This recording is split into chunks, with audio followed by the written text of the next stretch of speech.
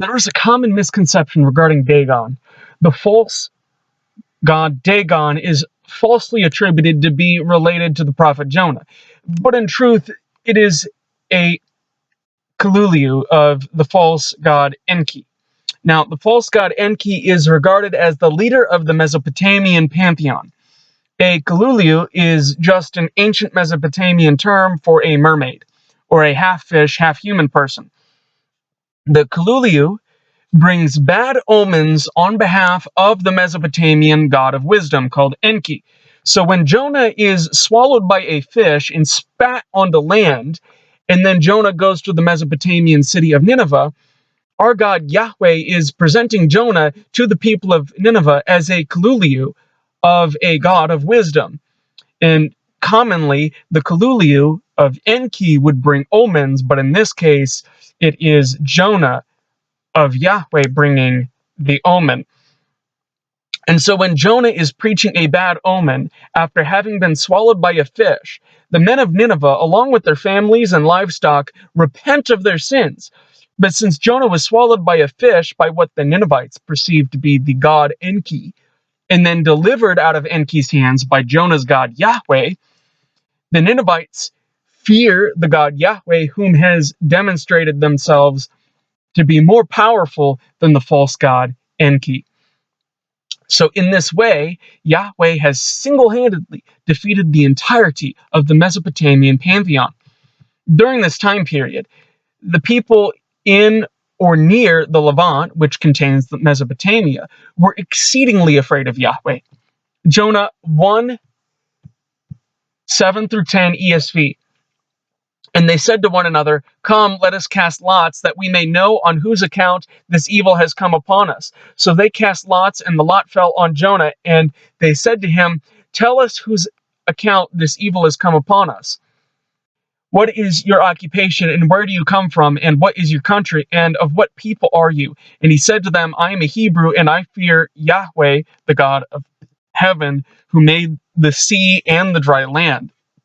Then the men were exceedingly afraid and said to him, "What is this that you have done?" For the men knew that he was fleeing from the presence of Yahweh because he had told them. End quote. The men of Nineveh were not exceedingly afraid of Yahweh, and this is why their city was sinning and why Jonah was sent to them. But the men of Nineveh became exceedingly afraid because Jonah was swallowed by a fish and was rescued from their strongest god Enki by the true God Yahweh. Jonah chapter 2 ESV. Then Jonah prayed to Yahweh his God from the belly of the fish, saying, "I called out to Yahweh out of my distress, and he answered me. Out of the belly of Sheol I cried, and you heard my voice. For you cast me into the deep, into the heart of the seas, and the flood surrounded me. All your breakers and your waves passed over me. Then I said, I am driven away from your sight, yet I shall again look upon your holy temple. The waters closed in over me to take my life. The deep surrounded me. Weeds were wrapped around my head. To the roots of the mountains I went down, to the land whose bars closed upon me forever. Yet you brought up my life from the pit, O Yahweh, my God. When my life was fainting away, I remembered Yahweh, and my prayer came to you into your holy temple. Those who pay regard to vain idols forsake their hope of steadfast love. But I, with the voice of thanksgiving, will sacrifice to you what I have vowed. I will pay. Salvation belongs to Yahweh. And Yahweh spoke to the fish, and it vomited Jonah up out upon the dry land. End quote. Notice at the end there, Jonah speaks of those whom pay regard to vain idols, like the idol Enki. Yahweh is the God of everything, including the sea. And this is why the Messiah, Yeshua Christ, promises that the apostles would be fishers of men. Now, we are going to look at the Ninevites' response to Yahweh defeating the idol of the Ninevites, Enki. Jonah 3, 1 through 10. Then the saying of Yahweh came to Jonah the second time, saying, "Arise, go to Nineveh, that great city, and call out against it the message that I tell you." So Jonah arose and went to Nineveh according to the saying of Yahweh. Now Nineveh was an exceedingly great city, 3 days' journey in breadth. Jonah began to go into the city, going a day's journey, and he called out, "Yet 40 days, and Nineveh shall be overthrown." And the people of Nineveh believed God. They called for a fast and put on sackcloth from the greatest of them to the least of them. The saying reached the king of Nineveh, and he arose from his throne, removed his robe, covered himself with sackcloth, and sat in ashes. And he issued a proclamation and published through Nineveh: "By the decree of the king and his nobles, let neither man nor beast, herd nor flock taste anything.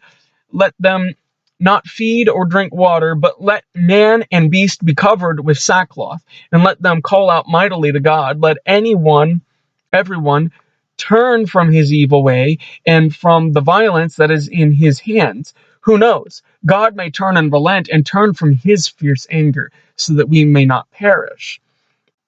When God saw what they did, how they turned from their evil way, God relented of the disaster that he had said he would do to them, and he did not do it. End quote. The king of Nineveh knew the imagery involved regarding Jonah and what was spoken in chapter 2, both the first as well as the second saying of destruction. So when news of the saying, both the poetry of Jonah's rescue by Yahweh and the proclamation of destruction, reached the king of Nineveh. And the king of Nineveh knew exactly that Yahweh had rescued Jonah from what they believed to be the idol Enki. But here is also another parallel in how Yahweh defeated Enki along with the entirety of the Mesopotamian pantheon, as Enki was also their trickster god. But Yahweh also defeated the idol Enki because Yahweh tricked the Ninevites into believing that he defeated Enki because Enki does not exist. So you cannot defeat something that does not exist. Rather, you can only convince people that you've defeated something that does not exist. And so in this way, too, the Ninevites had their trickster idol, Enki, defeated by Yahweh. This is what the Ninevites reasoned. They reasoned that if the testimony of Jonah is true, then Yahweh has overpowered and defeated the idol Enki to release Jonah from the fish, and therefore the Ninevites should repent. But if the testimony of Jonah is not true, then Yahweh has tricked and defeated the idol Enki to release Jonah from the fish, and therefore the Ninevites should repent, because in either scenario, Yahweh has defeated Enki and shall therefore defeat the Ninevites as promised. And this is why the Ninevites chose to repent at the preaching of Jonah. And this is why the Messiah references the men of Nineveh in Matthew 12. Matthew 12:25 ESV. Knowing their thoughts, he said to them, "Every kingdom divided against itself is laid waste, and no city or house divided against itself will stand." End quote. Matthew 12:39 through 40 ESV. But he answered them, "An evil and adulterous generation seeks a sign, but no sign will be given to it except the sign of the prophet Jonah. For just as Jonah was 3 days and 3 nights in the belly of the great fish, so will the Son of Man be 3 days and 3 nights in the heart of the earth." End quote. Every kingdom or ideology divided against itself cannot stand. The law of non-contradiction, as we pointed out. Yet either Yahweh overpowered and defeated the idol Enki, or Yahweh tricked and defeated the idol Enki to save Jonah. So either way, to claim that Enki somehow still had power in the situation would be ideologically self-contradictory. And the kingdom would divide against itself. And the kingdom of Nineveh would have fallen to destruction after 40 periods of time. But 3 days of Jonah is the 3 days of Yeshua for us. That when we reach an ideology that is self-contradictory, then we need to repent like the men of Nineveh did. Turn to Yahweh instead of staying with the self-contradictory ideology that Yahweh has defeated. We are going to pray. Dear Creator Elohim, we ask that when we are presented with a self-contradictory ideology that you have defeated, that we believe upon you upon your Son, Yeshua Christ, instead. And we ask that you allow us to believe upon that truth, that we enter into paradise fully forgiven and fully sanctified to serve Yahweh forever and ever and ever. By the authority and power of Yahweh, and as a command of Yeshua, that Ahiye Asir Ahiye shall bind it. Let it be faithfully done unto us. All right. Please remember to like, subscribe, share, and participate in the comment section down below. Make your own comment and participate with other people's comments.